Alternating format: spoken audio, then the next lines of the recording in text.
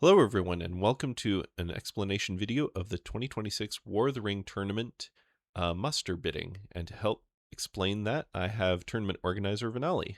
Take it away. Oh, thank you. Thank you for having me. So Yeah.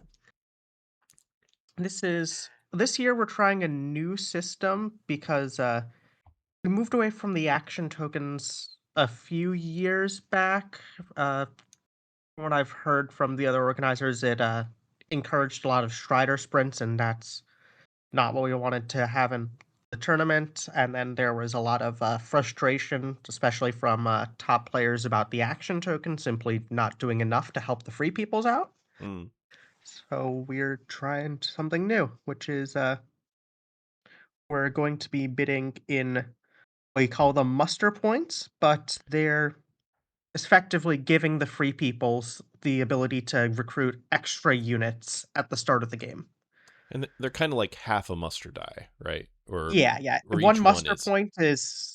One muster point is equal to what you can muster with one muster die. So one muster point would be one elite or a regular is half a muster point, and you can also get leaders if you want to. Those are also half a muster point.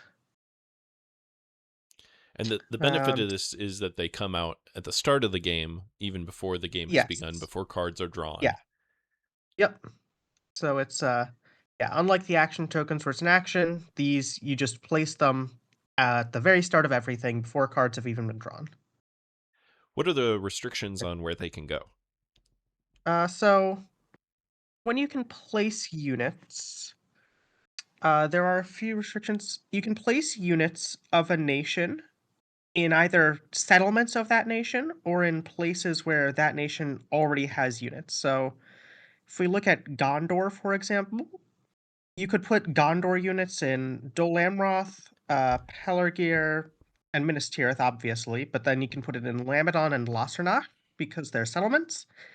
And because Gondor already has units there, you can put them in Osgiliath. There's Okay. also a limit to prevent you from just like, stacking, like three elites in Woodland Realm if you is that you are limited to 1 point per nation. Okay.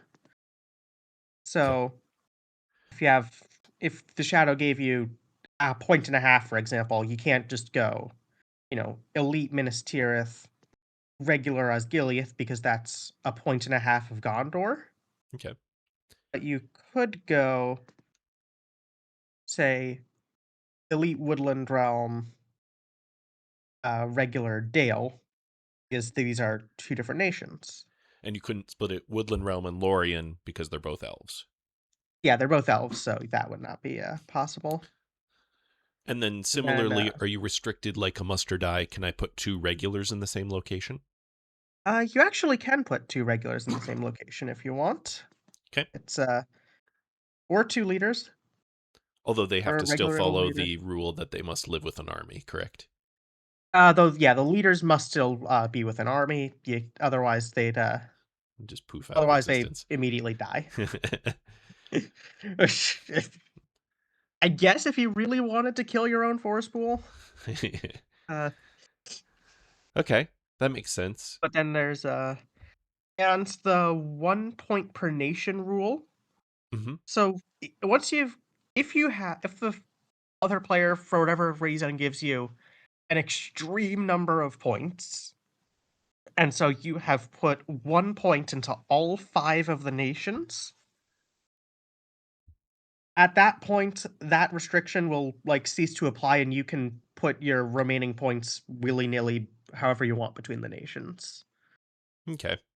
And you say the split between the five nations abstractly, the players could bid to play free, because this could be Yes. extended to play with Yeah. This expansions, could. for instance. Yep. And then if you're giving them, if the shadow ends up having muster points,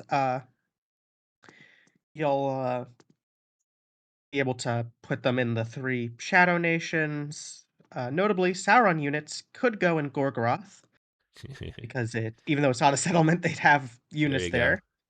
As, for the purposes of this, uh, Nazgul would be considered to be Sauron leaders, so they're half a point, and you would have to put them with, in the Sauron settlement or with Sauron units, Okay, and that counts to like your Sauron cap. And you cannot use the muster points to get minions, even though you would bring them in with a muster die. sure. Similarly, you can't use the muster points to do something like move a nation down the political track. Okay. It's just units, and do you think we should explain And like how just to bidding reiterate that works this normally? happens before cards. So like Yeah, the before two cards are drawn. the two players join So into the game, and I believe it's the higher seed gets first bid. higher seed will bid first. Yep, and And then bid in increments of half a point if you so wish, as long as it's increasing. Once somebody accepts a bid, they will play free or I suppose shadow if you're bidding to shadow. okay. And this is And, exclusive. There will be no action tokens nor dwarven rings, correct? yes. By default, yes, there will be no action tokens or dwarven rings, and this will only be for game 3 tiebreaker. There are a few ways to modify this if both players agree. You could decide to play with a certain set number of muster points for games 1 and 2, as long as it's the same number.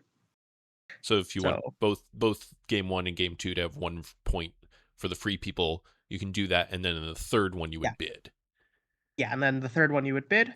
You can also, choose if both players agree to play with, action tokens and or dwarven rings instead for the third game because of, in previous years, we allowed people to use dwarven rings if both players agreed. I don't think that happened that often, but, But leave the option you open. know, I'll leave the option if you really don't wanna play with them, and, One one more clarification: the starting bid may include 0 tokens or 0 units. yes, Excuse me.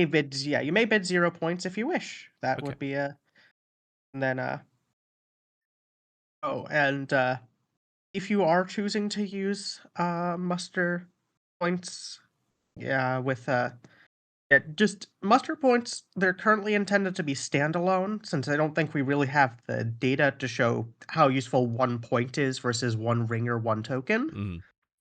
So, So if you there is are, an official go ahead. equivalent that, 1 token is 1.1 rings, but we don't know if 1 point is more valuable than a token, less valuable than a token, so Sounds good. I think that covers most of it. Um, checking. I'm reading just scanning the rules as we talk, but I think that should cover it. great. All right. Well, thanks, and I'm looking forward to implementing this in the game. And if you, viewer, are looking to join this game, I'll leave a link to the Discord in the description of this video.